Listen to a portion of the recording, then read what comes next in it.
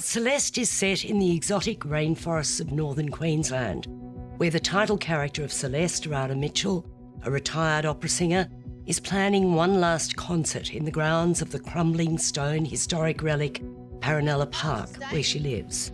Her longtime loyal friend Grace, Nadine Garner, encourages the lethargic diva, hovers over her, obviously cares for her. When Celeste sends a message to Jack Thomas Cockrell, he's only too happy to get out of the town where he's involved in construction and an affair with another man's wife, and return to what turns out to be his father's property.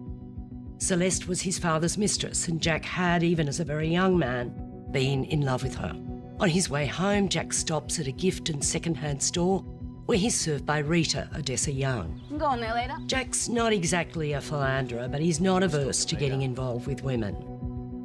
The relationship between him and Celeste is a complex one. She seems to flirt with him in a possessive manner. She certainly doesn't like his friendship with Rita. Meanwhile, a couple of blokes from Jack's former work come hunting for him. This is the second feature from director Ben Hackworth, who wrote the screenplay with the much-loved and admired stage actor Billy Brown, who died over 6 years ago, so the project has been in development for some time. The film's a rather languid affair and also rather cryptic in some ways.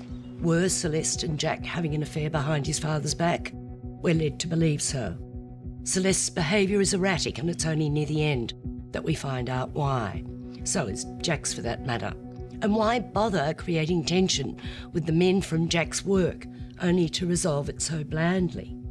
On the plus side, the performances are solid from Radha Mitchell and Nadine Garner, and Thomas Cockrell is certainly a handsome on-screen presence. Odessa Young, so unforgettable from her roles in The Daughter and Looking for Grace, is underused here.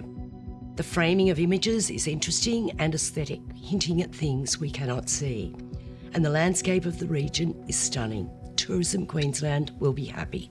Graham? Yes, it certainly is a bit of a commercial for North Queensland, isn't it? Yes. And in some ways, there's not much else to this film, I have to say. It is pretty sort of torpid in so many ways. It's kind of like a Freudian melodrama that doesn't quite take off. It just is a film that desperately cries out for Tennessee Williams to write it, or to rewrite it. I mean, it needs a bit of sort of Tennessee Williams mastery to bring all that Douglas Sirk stuff off. And there are flashbacks in this that just don't make any sense. A lot of it doesn't make a great deal of sense. And Radha Mitchell is not helped really by a script that makes her a pretty, hard to watch character at times. Well, she's very erratic, yes. As a character. You can't quite pin her down. But, Nadine Garner is so solid in she's just very good. about everything she does. Yeah, she's very good here. And she's...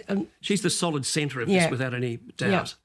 Yeah. It's actually not a very good film, I have to say, but as you would suggest, a wonderful advertisement for North Queensland. Her stars.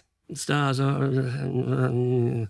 one doesn't want to sort of... No, 3 maybe.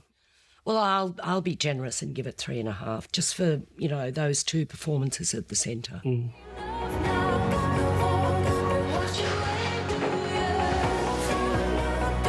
wasn't perfect, Jack, but he loved us and he didn't run when things got tough.